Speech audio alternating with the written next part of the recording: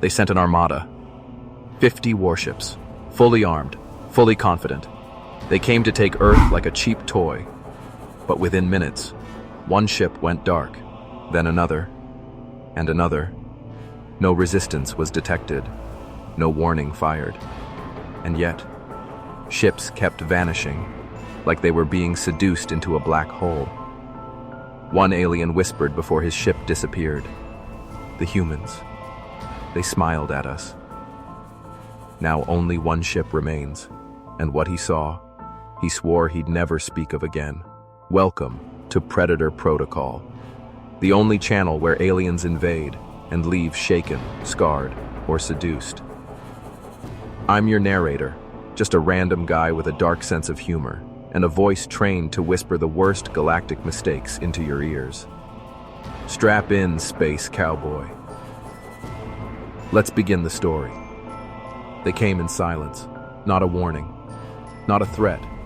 Just 50 alien warships, black, armored, monstrous, sliding into Earth's orbit like sharks smelling blood. The commander, Vork Thul, stood tall at the center of the flagship Dreadfang. His dark skin shimmered with battle scars, his eyes cold. He wasn't here to talk. He was here to own Earth. This planet won't last a night, he growled. By morning, their women will be combing my backscales. Behind him, his tactical advisor Zyra chuckled, low, sensual. She leaned on the glowing control panel, hips swaying like she knew someone was watching. They say humans scream in pleasure, she whispered, licking a sharp tooth. Maybe I'll keep one. A personal experiment. The fleet advanced. Below, Earth looked small, soft, vulnerable. They expected chaos, riots, begging, fires. But Earth stayed, still, too still. No fighter jets launched, no defense systems activated, only one signal blinked. Faint, strange. A transmission? Should we trace it? Zyra purred. Maybe someone's already waiting, in bed. Vork sneered. They wish. The signal was locked, translated, played, and then a voice. Not screaming, not begging, just confident, calm, deep, male. To the alien ship watching this, I hope you stretched first, because this planet plays rough. Silence followed, then static, then laughter, human laughter. Was that a threat? Vork snapped. Or foreplay? Zyra smirked. Moments later, the Slicer Wing, 10 elite alien ships, was ordered to descend. The lead pilot was cocky, a veteran. He even turned on his ship's speakers to broadcast, "Bow humans, you're about to meet your kings." They entered the atmosphere and vanished. No explosions, no mayday calls, nothing. Just 10 blinking dots on radar that turned to black. Impossible, Vork muttered. Scan again. Zyra's fingers danced across the console, slow, sensual. Still nothing, Commander. It's like they were swallowed, eaten. Vork slammed his fist on the console. Send the second wave. Blight Squad launched. 20 warships, max firepower, aerial sweep mode. As they approached Earth's surface, one pilot noticed something below. Strange terrain, artificial. A glowing structure that read, Alien VIP Lounge, first drink free. They laughed. Humans are trying to bribe us with alcohol. Another sign appeared. Free massage by human females, limited time offer. The fleet hovered, confused, tempted. Inside one ship, a young alien soldier blushed. Commander, what's a happy ending? Zyra grinned. Something you'll never forget, soldier, if you survive it. The fleet locked weapons, targeted the structure. Suddenly, static. Then, music. Loud, dirty, rhythmic. She's my cherry pie. The ship's systems glitched. Screens flashed with human images. Women in bikinis, men in cowboy hats, cats doing weird dances. Then screams. Not human. Alien. The controls! They're reversed! Why is is ship vibrating? One by one, the ship spiraled, crashed, exploded in bursts of pink smoke and laughter. Zira stood frozen. They're not fighting back, they're seducing us, Vork growled.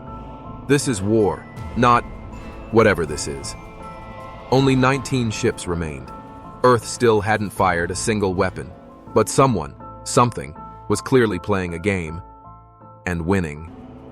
Then came the final insult. One human pod, unarmed, launched into orbit. Inside, a single human male, shirtless, smoking gum, sunglasses on. He winked at the nearest alien camera. Hey, sexy, you missed a spot. And then, he vanished from radar. Right before 3 more ships exploded, Vork stood silent. Zira bit her lip. Commander, what if Earth isn't weak? What if Earth wants us to come down? He turned, eyes burning. Then let's give them what they want. The third wave readied, missiles locked, troops pumped. And Zira? She pulled out a photo from her suit of a human man, grinning. She traced her claw over his face and whispered, I hope he's still alive. The third wave launched. 19 alien warships, now cautious, but angry. Vork Thul stood silent on the bridge, staring at the screens. His fingers clenched the railing, his jaw locked tight. Zira was unusually quiet. They're playing with us, she finally said. Like a cat playing with a toy soldier. Vork grunted. We'll burn their toys. Down below, Earth still looked peaceful. No defense shields, no missiles, just cities, glowing. Nightclubs still open, neon lights dancing. One building flashed red signs. Hot Earth babes inside, for curious aliens only. The alien squad hovered over it. One pilot licked his lips, forked tongue twitching. Commander, requesting permission to inspect the ground structure. Zira raised a brow. You mean enter their trap? He grinned. They might trap me, but I'll die smiling. The ship descended. 10 alien soldiers entered. Inside was heat, music, and women. Curvy, confident, dangerous. None said a word. One woman walked it up to the soldier, looked him up and down, and slapped his helmet gently. You're not from around here, are you? He stuttered. I was sent to conquer. She placed a finger on his lips. Shh, no need for big talk. Show me your ship. The room went dark. Cameras blinked. Connection lost. Another squad gone, Vork muttered. They're not killing us fast. They're killing us slow. Back in orbit, Zira sat alone in her private chamber. She poured herself a blue drink. Leaning back, she played a video on loop. A human, shirtless, muscles out, winking at the camera. Hey, sweetheart, this seat taken? She bit her lip. She hated humans. She really hated how curious they made her. And most of all, she hated how excited she felt. Why do they smell like danger and bad decisions? She flipped her screen to Earth male psychology. Page 1. Do not look directly into their eyes when they smirk. It causes weakness in most alien females. She scoffed. Weakness? I'm just collecting data. Meanwhile, back on Earth, in a secret desert base, General Jess Carter adjusted her tight tactical suit. She leaned over a map, her curves doing more damage than any missile. Her assistant, a nerdy tech guy named Leo, tripped over himself. Ma'am, the aliens are, getting too close. She smirked. Good. Let them. I want them close enough to feel it. She tapped a button. Holograms of alien ships filled the air. This is how you handle overconfident men. Or overconfident aliens. Same ego, same weakness. Leo blushed. And what weakness is that? Jess winked. They can't resist a challenge, or a tight uniform. 3 more alien ships went dark. One crashed into the ocean after a moaning audio virus took over the ship's AI. Last thing they heard? "Oh yeah, park that starship, baby," the alien pilot screamed. "It's in my head! She's in my head!"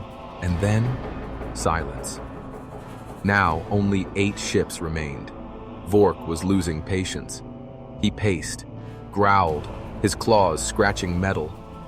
This is no longer a war. It's a damn burlesque show. Zira leaned close. Too close. Maybe that's why they're winning. Ever think, humans like being invaded? Vork froze. Zira moved to the window, staring down at Earth. Lights, music, movement, mystery. What if Earth isn't defending because they never feared us? She turned, eyes glowing. What if Earth was waiting for us? Suddenly, an alarm screamed. A human transmission hacked into all ships at once. Static, then a sultry voice. Female. "Hey aliens, you came all this way and still haven't learned the first rule." Pause. "On Earth, we like it rough." A flash, a code injected. All ships locked in place, engines offline, weapons jammed, and one final message appeared. "Round 2 starts when you beg." The fleet was stuck. 8 alien warships, floating helpless in orbit, engines frozen, weapons dead, systems overridden. By what? A voice. A teasing, moaning human voice that kept echoing through their comms.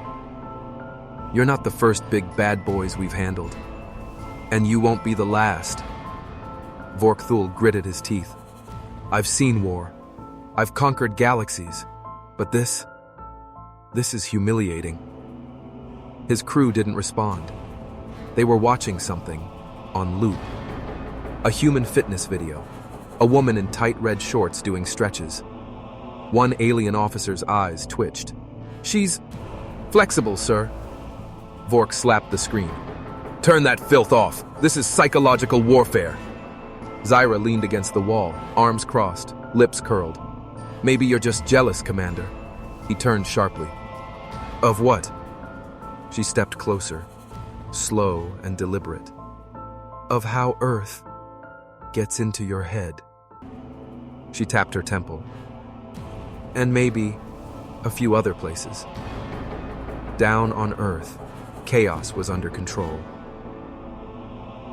General Jess Carter stood outside the secret desert base, wind blowing through her hair, sunglasses on, hips cocked. A transport shuttle landed behind her. The ramp opened. A man stepped out.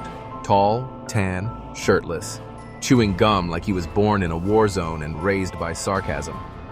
Jess smirked. "About time you showed up, Travis." He gave her a lazy salute. "You call for trouble," I answer. She raised an eyebrow. "You sure you're ready for aliens?" He winked. "Aliens?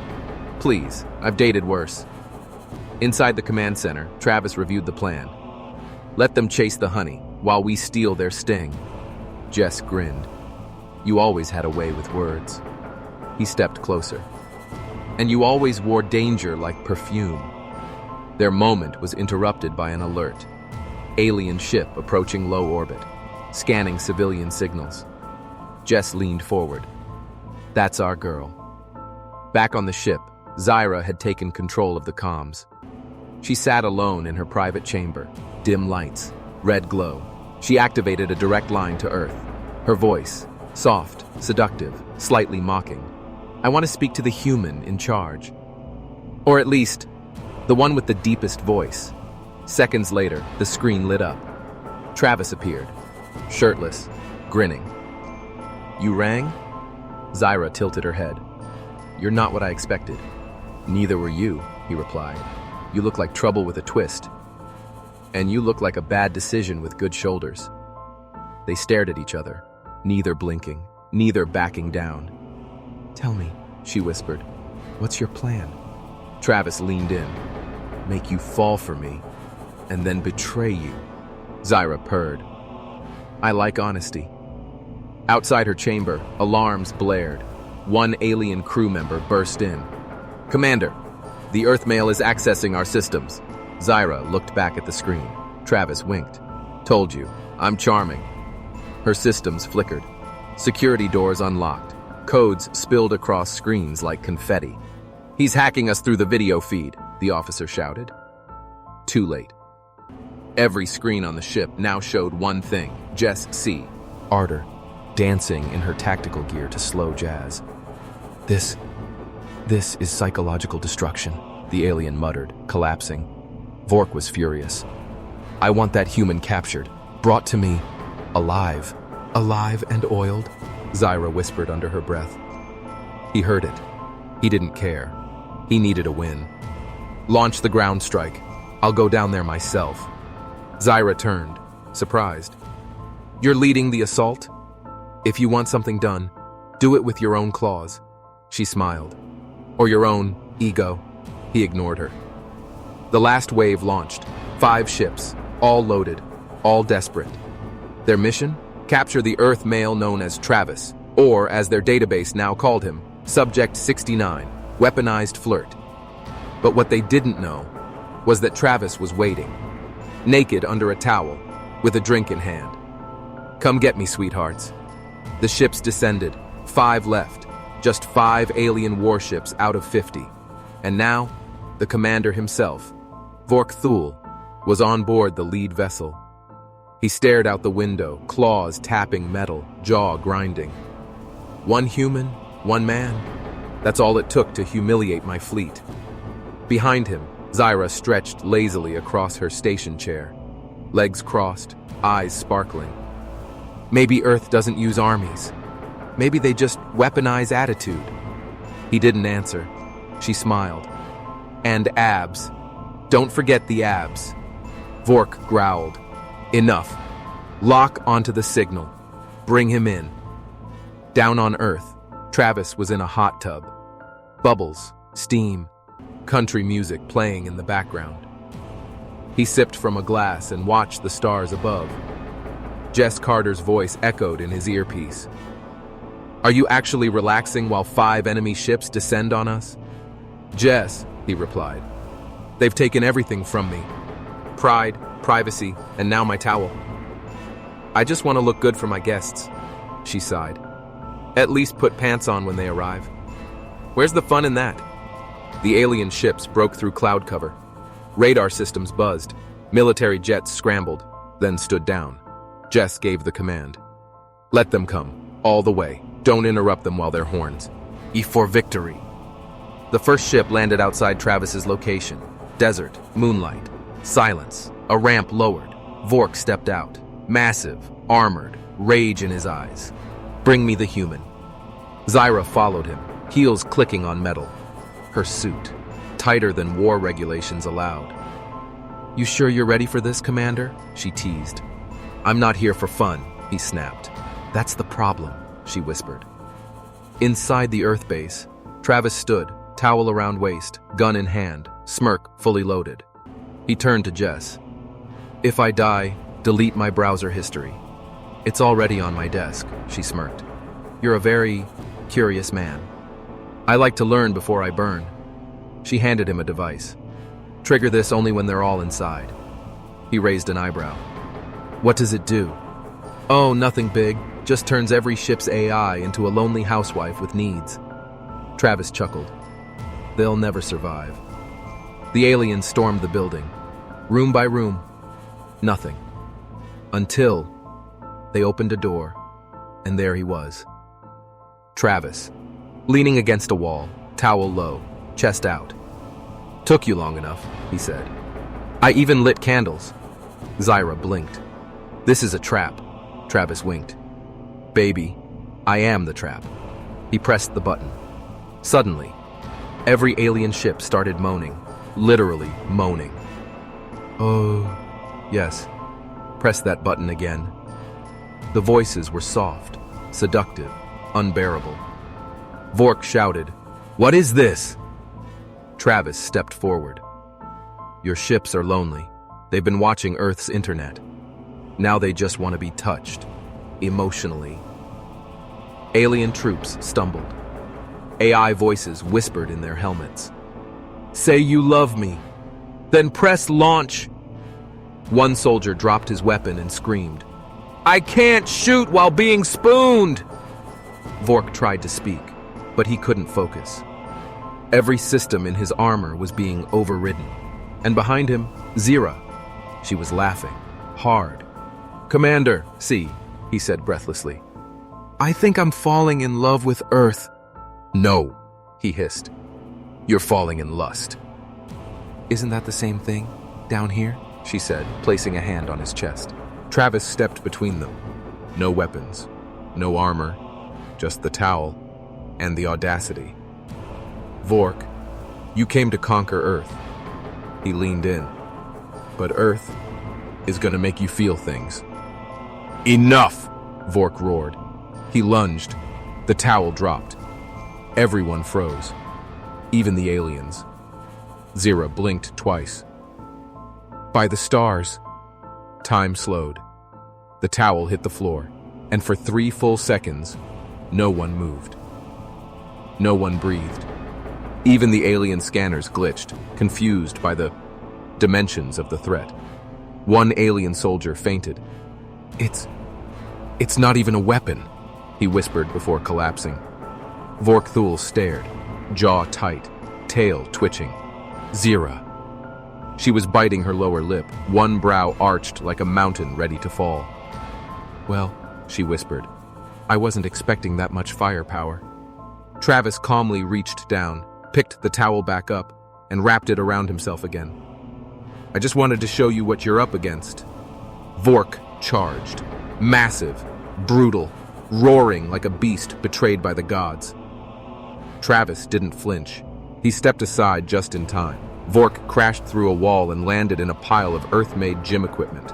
Dumbbells, resistance bands, a shake weight. Jess Carter's voice echoed through the speakers. "Commander, welcome to the fitness program. Side effects may include bruised ego and unexpected attraction." Vork roared again. Zira walked over to Travis. "You really have no fear, do you?" "Fear?" he smirked.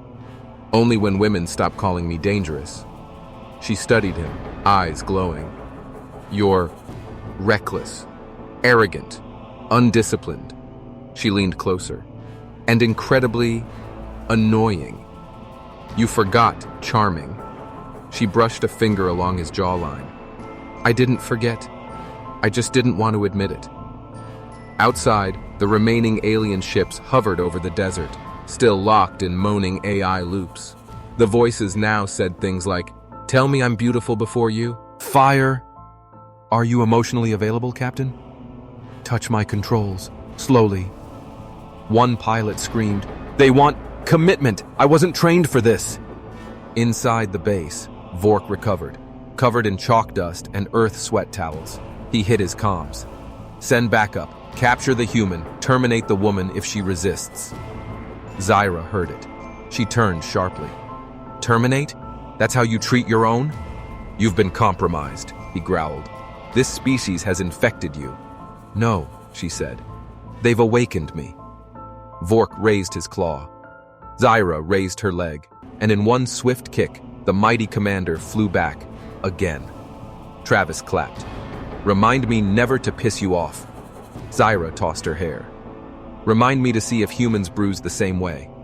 Only if you bite first." Jess Carter stormed in, pistol drawn, heels echoing. "Enough flirting, lovers. Time to finish this." She tossed Travis a gun, and Zira a pair of Earth-made sunglasses. "You're with us now?" Jess asked. Zira slid on the shades. "For now. But if he disappoints me..." She eyed Travis. "I might switch back." "No pressure," Travis winked. "But I disappoint very creatively." Suddenly, boom. Alarms, red lights, panic. Jess checked the radar. "They're activating the fail-safe protocol. Auto nuke." Vork's ship had triggered it. If the flagship exploded in orbit, the blast would cook Earth's atmosphere in minutes. He'd rather destroy Earth than admit he was defeated. Jess said. Travis cracked his neck. Classic ex-boyfriend move. You ever stop joking? Zyra asked. Only during slow kisses. The team ran for the hangar. Travis, shirtless. Zyra, dangerous. Jess, deadly. Behind them, the AI whispered. Self-destruct in 10 minutes. Or 5, if you keep pressing my buttons that way. They reached a captured alien skimmer. Small, fast, stolen during the last invasion wave. Travis hopped in the pilot seat. Time to dock with his flagship? Zyra leaned close. You better know how to handle alien controls. Honey, he said, I can fly it, flirt with it, and maybe make it breakfast. All at the same time. As the ship roared into the sky, Vork's final message played across the planet. You may have mocked me, teased me, broken my army, but I will go down in flames, and Earth will burn with me. Travis looked up at the burning sky. Let's hope he likes surprises. The alien skimmer broke through the clouds, fast, sleek, and shaking with every turn. Inside, Travis gripped the alien flight stick, upside down, because Earthmen don't read manuals. Jess was rerouting the reactor override from the back seat, hair in a messy ponytail, lip clenched between her teeth. Zyra? Sitting next to Travis, watching his hands, closely. You sure you know how to fly this thing? She asked. Nope, he grinned. But if we crash, I want it to be memorable. Everything with you is accidentally memorable. Is that a compliment? Not yet. They were closing in fast on Vork's flagship, a beast of a ship, shaped like a giant predator in orbit, its massive engines glowing red-hot. And deep inside it, a countdown continued, self-destruct in 7 minutes. Also, you look hot under pressure, the AI added.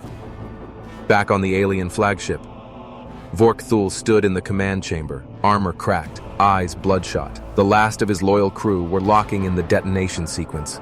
If Earth will not surrender, he hissed, then I'll burn it into a lesson for the galaxy.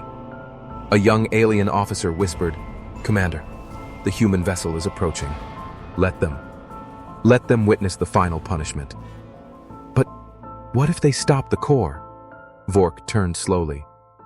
Then I'll stop their hearts. One by one. Travis and crew crash-docked into the lower bay of the mothership. Sparks flew, alarms howled. Jess rolled out, gun ready. Zyra cracked her neck and licked her lips. Haven't stormed a ship in years, he said. You stormed my heart in about 30 seconds, Travis quipped. That's because you left the door wide open. The trio sprinted through the corridors. Alien guards attacked. Jess dropped them with style. Zyra whispered something in their language. Something dirty. They hesitated, and then she kicked them into walls. Travis handled his business too, by ducking, dodging, and letting his towel fly off like a distraction bomb. It's the weapon they never expect. It's the weapon they'll never forget, Jess muttered. Minutes left.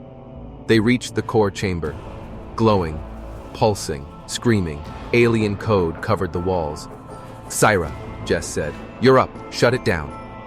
Zyra stepped to the console, fingers ready. This is like flirting with death. Then give it your best pickup line, Travis grinned. Her fingers flew. Systems blinked. Warnings changed tone. Attempting to override detonation sequence, password required, the system said. Travis leaned in. Try Earth is hot 69. It worked. Really? Jess said, blinking. Don't judge me. But before they could celebrate, boom! The door exploded. Vork entered, bleeding, burning, roaring. I warned you. He looked at Travis. I'm ending this with my claws in your chest. Travis stepped forward. You want to wrestle? You should have taken me to dinner first. They clashed, fist against fist, alien strength versus Earth sarcasm. Vork slammed Travis into the wall. Travis laughed, spitting blood. I've had worse dates. Meanwhile, Zyra and Jess raced to finish the override. Almost done, Zyra shouted. How much time? Jess asked. Not enough for a goodbye kiss. Then we better survive. Vork grabbed Travis by the throat. I'll squeeze the arrogance out of you. Good luck. It's in my DNA. Suddenly, a blast hit Vork from behind. Jess. Hands off my human. He staggered, fell to his knees. Zyra pressed the final command. The countdown stopped. Silence. Earth was safe. But Vork, he wasn't done. Even if I die. Another fleet will come. Travis walked up to him, bloody, smiling. Then tell them this. He looked at Zyra. Tell them, some aliens come here to fight. He leaned in close. But most leave with a crush. The ship groaned, systems failing, gravity shifting. Jess grabbed the controls. We need to leave, now. Travis looked at Vork, then at the explosive chamber behind him.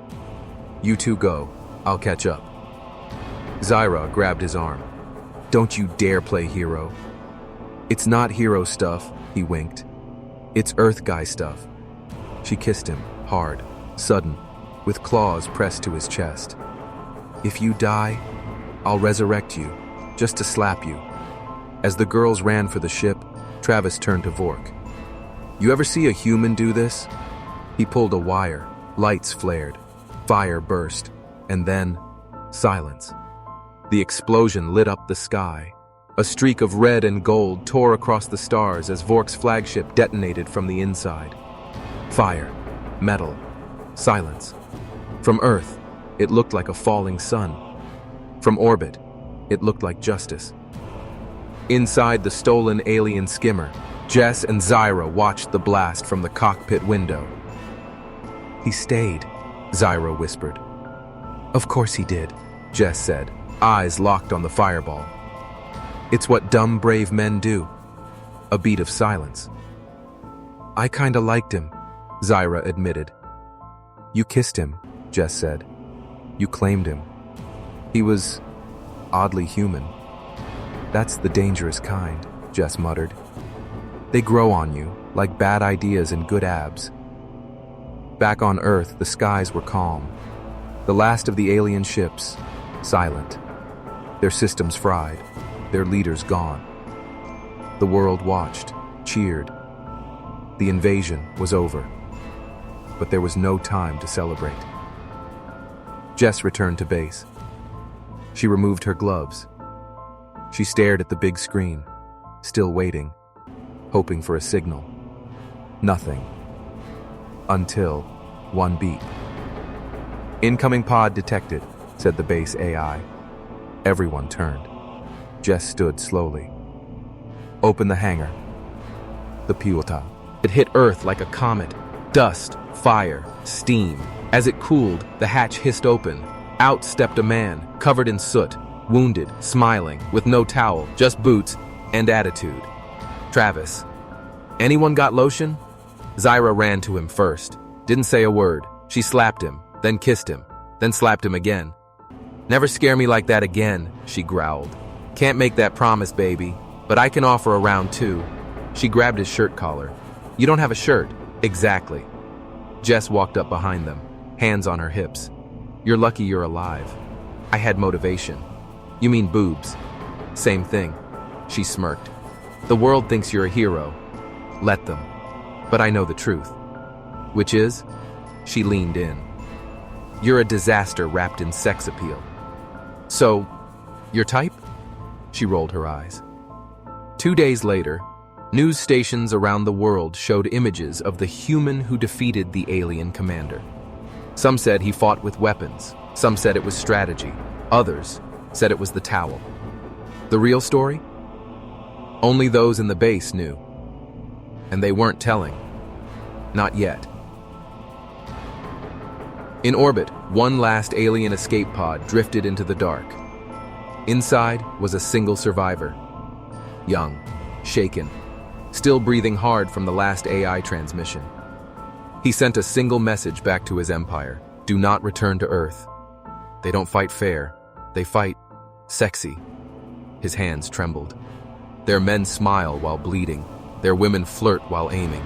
And their AI whispers dirty things.